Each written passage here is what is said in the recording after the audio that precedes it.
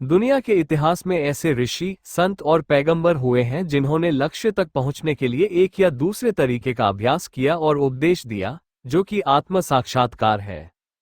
यह महाराज जी ही थे जिन्होंने जोर देकर कहा था कि किसी एक तरह के आध्यात्मिक अनुशासन का अभ्यास करना पर्याप्त नहीं है, चाहे आप इसे करने का कितना भी प्रयास करें। प्रत्येक साधक को अपने आध्यात्मिक अभ्यास में सत्य के सभी आवश्यक तत्वों को शामिल करना चाहिए। ईश्वर तक पहुंचने का उनका तरीका है सभी से प्रेम करना, सभी की सेवा करना और सभी को भोजन कराना। महाराज जी का अपना कोई सिद्धांत नहीं था।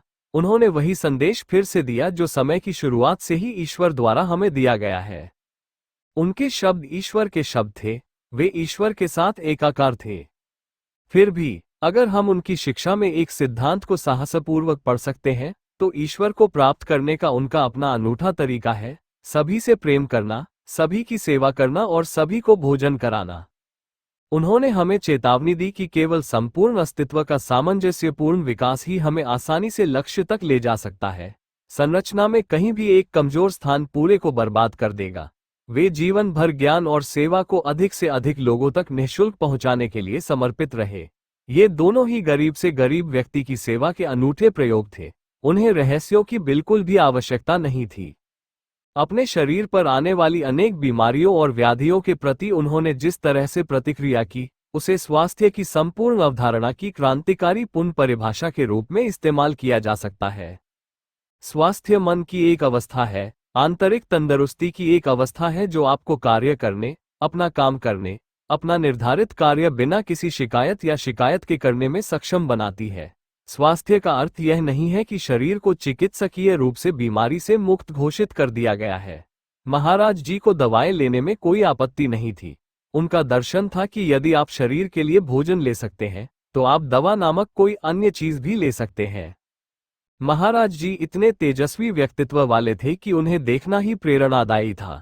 मुझे लगता है कि उन्होंने जो सबसे बड़ी सेवा की, वह ये थी कि उन्होंने खुद को सभी के लिए इतनी आसानी से उपलब्ध, इतना सुलभ बना दिया। यह एक अनूठी बात थी। आश्रम में वे सबसे सुलभ व्यक्ति थे। दिन में कम से कम 3 बार वे भक्तों की मंडली में रहते थे। महाराज जी ने एक सादा जीवन जिया, ये तो कहने की बात नहीं है। दान और किसी भी आत्म त्यागपूर्ण कार्य के लिए सादा जीवन एक शर्त है।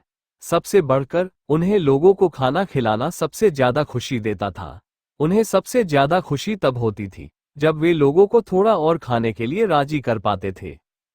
चाहे वे किसी भी धर्म को मानते हों, किसी भी पंथ का पालन करते हों या किसी भी देश से हों, महाराज जी का शिष्य एक बेहतर इंसान बनता है और अपने दैनिक जीवन में सार्वभौमिक भाईचारे और सार्वभौमिक आत्म तत्व को साकार करने का प्रयास करता है। यही वह आदर्श है जिसे महाराज जी ने अपने शिष्य के सामने रखा था। इस आदर्श तक पहुंचने का प्रयास करते हुए मनुष्य महामानव बन सकता है। इसे प्राप्त करने में उसे ईश्वर की प्राप्ति होती है। महाराज जी का दर्शन आने वाले युग का दर्शन है। हम सब के परम शरण स्थल महाराज जी, जिनके चरण कमलों की चमकीली धूल हमें पवित्र करती है, हमारी रक्षा करें तथा संसार के अंधकार में और नीरस रेगिस्तान में हमारा एकमात्र सहारा बने। वे सर्वशक्तिमान के अवतार हैं। अपने अदृश्य हाथों से मानवता का सदैव मार्गदर्शन करें। जय गुरुदेव।